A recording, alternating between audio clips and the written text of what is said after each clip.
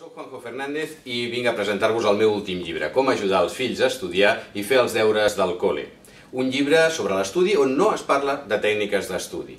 Un llibre animador i motivador per pares i mares que volen ser i fer de pares i mares i que volen ajudar els seus fills a estudiar i fer els deures de la manera més adequada i educativa. Un llibre ple de suggeriments, de recursos, de propostes i de conceptes força interessants, com per exemple, alguna vegada heu vist el núvol d'estimació que jo he vist en el moment de començar les classes davant de les escoles, o potser no sabeu què és l'edubalança, que us ajuda a donar resposta a la pregunta de què és més educatiu pel meu fill, per la meva filla. Sabeu de quina talla és el vostre barret APA, el vostre barret a qui hi puc ajudar, que està ple dels vostres talents, dels vostres recursos i capacitats per ajudar els fills?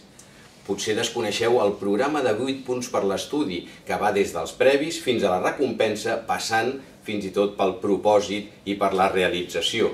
O potser ignoreu que alguna vegada, pares i mares, haureu fet de Deus ex machina i haureu impedit que els vostres fills assumeixin responsabilitats quan podien fer-ho perfectament.